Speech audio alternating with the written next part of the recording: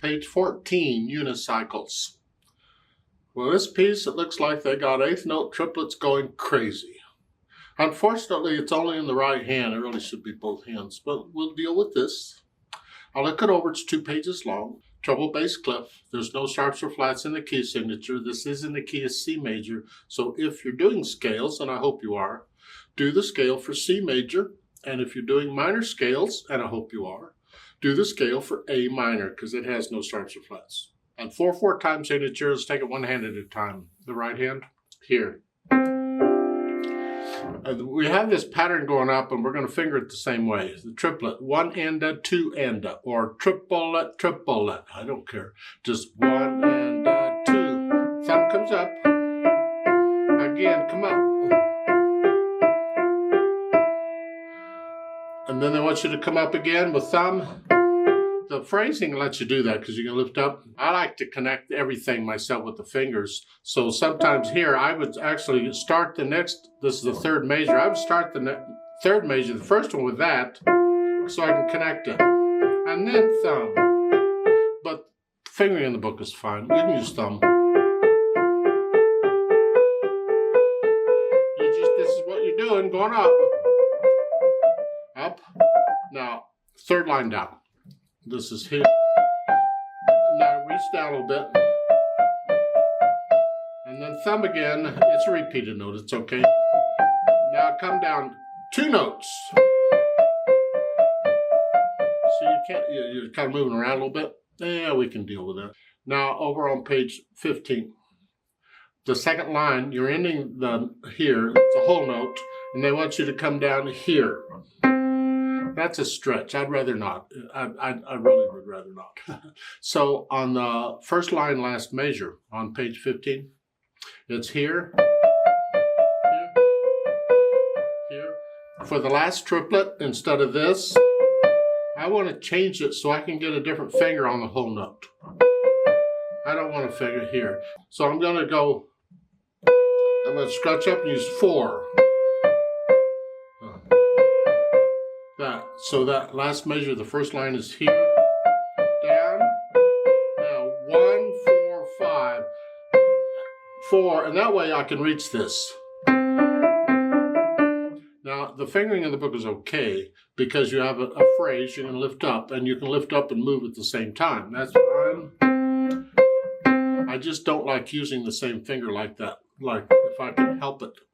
And I can help it. I can go here, and then I'm ready. I'm going to lift up it anyway eventually, but I don't have to move as far, so I recommend that. Same thing at the bottom of the page, the last line here.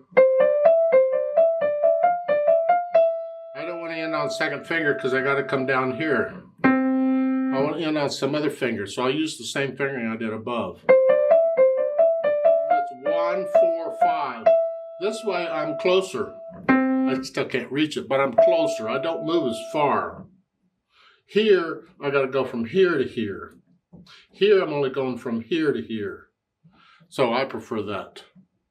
You finger it however your teacher tells you to. But I'm going to do it that way.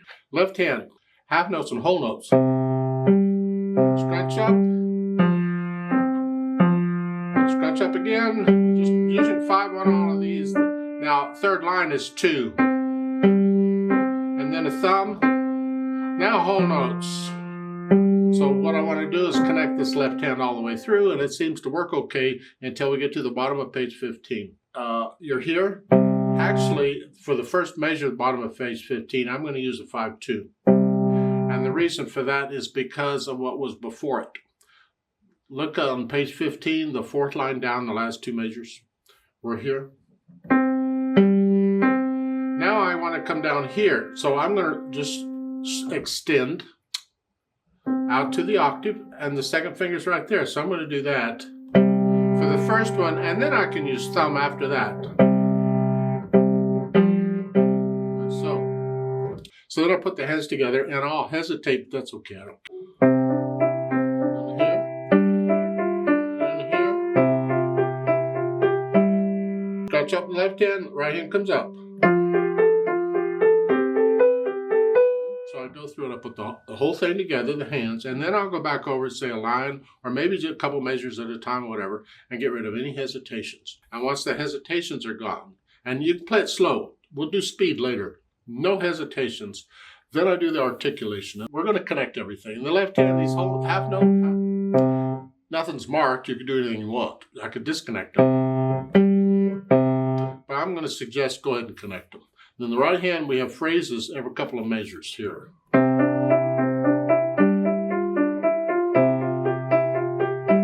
Lift up. So I'm going to lift up for the phrasing in the right hand. I'm going to connect the left hand all the way through. It's like going from measure 2 to 3. Measure 2, I'm ending it like this. And measure 3, I'm going to lift up and scrunch up. I'm going to lift up here, but I'm going to connect that. That's hard to do at first, but it's important that you get the idea and be able to do that whenever you need to. Be able to lift up in either hand. You can practice that when you do the scales. Here's C major. Well, lift up. Go slow. Lift up in the right hand, connect the left. And then switch it. Go the other. Lift up in the left. Don't go as fast as I'm going. You take it at your speed so you got time to think about what you're doing. But it's good practice. Then when you get it in pieces like this, you just do it. Now once I do the articulation, then I'll add the dynamics. It applies to the melody. In this piece, the melody's in the right hand. MF is mezzo forte, which is sort of loud. Moderately loud. Medium loud. Yeah. Whatever you think sort of loud is. These half notes, soft. Light. Sort of loud.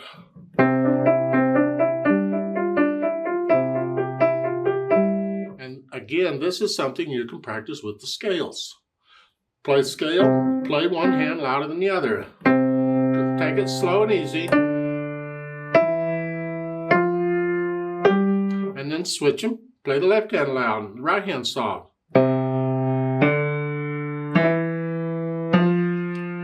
It's just one is heavy and one is light.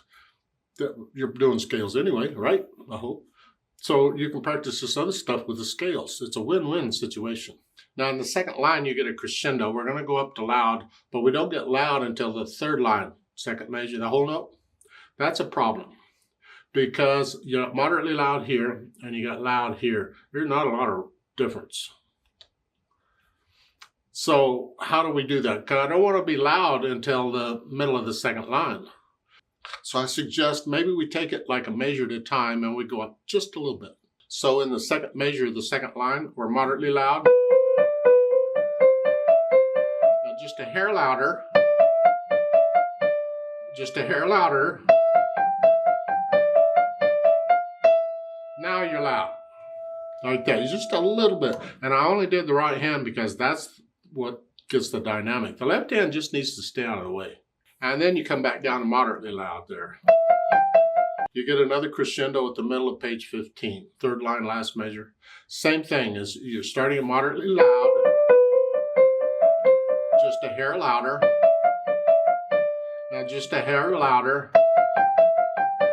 Now loud. I did it like just a measure at a time. You have to feel it. Personally, I think maybe the crescendo is a little bit long. That maybe you don't need to really start crescendoing too much until, say, 2 measures before the F. So it's like on page 14, where the crescendo is, I take the crescendo and I move it back 1 measure. So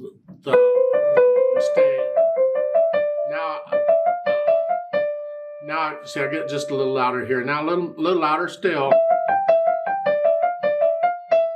Most of my crescendo is in the measure right before the F. Because your crescendo is not a straight line. It's a curve. Your little change, and then toward the end you change it. It's a curve like that. You shape the crescendo. Yeah. You feel it, actually. And then the last line on page 15 is moderately loud again. And then the speed. How fast can you play the triplets correctly? They have to be even. All of them. Ba, ba, ba, ba, ba, ba, ba, ba, ba, ba. Don't go. That's not a triplet. Or That's not a triplet. Or, I'm switching them all around. The point is they got to be even.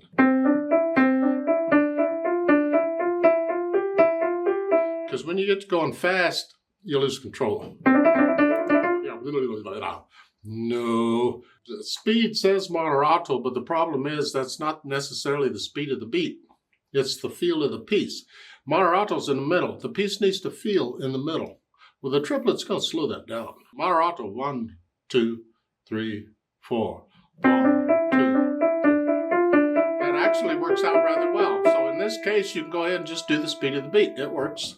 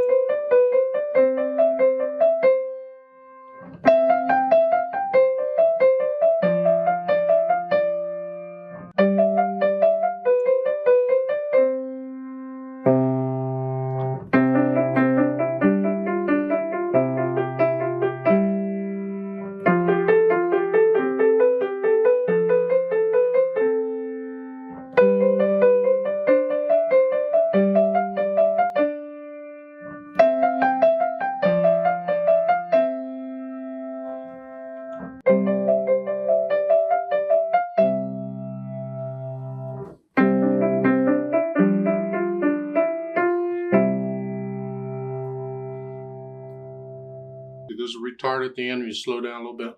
And then the fermata on the last, just hold that out as long as it feels right. If you're not sure what feels right, then double the value and hold it. So if I do it with a metronome, I'd hold it for 8 counts instead of 4, so I can stay with the metronome. And if I'm not sure how long to hold it, then I'll just double it. It's close enough. Otherwise, you feel it. Remember the natural accents? 1, 2, 3, 4. The left hand's playing on them. But again, each beat's going to get a little accent because it's broken up. 1, 2, 3, 4. Just a natural accent. When you do this, wrist is going to do whatever it does. I think it's a circle. But just don't worry about the wrist. Just stay loose and the wrist will do what the wrist does. Let's play this together very slowly and check the notes and the rhythms. I'm not doing louds and softs. We're not performing it. I'll give us 4 counts. So we're going to go super slow. Well, I think it's super slow. 1, 2, ready and go and 4.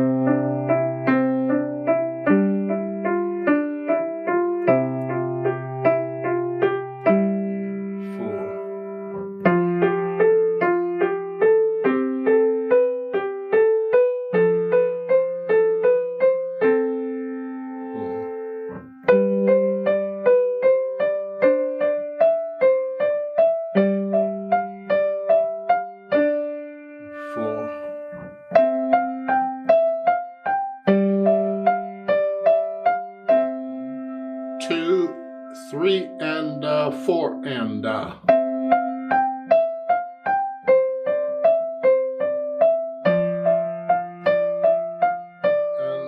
4, and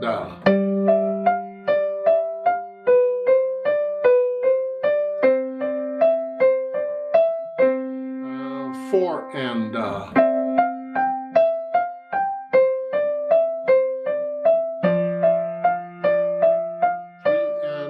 4, and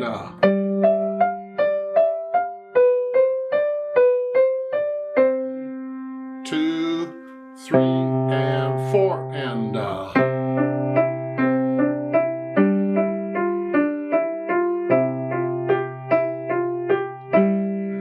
4, and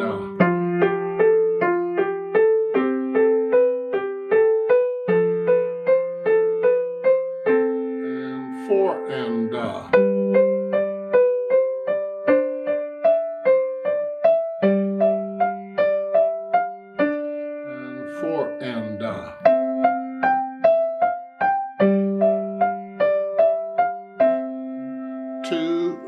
3 and 4 and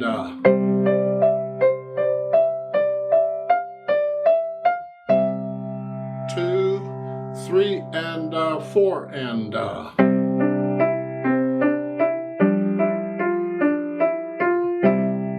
2, 3, 4, hold, 2, 3, 4, off.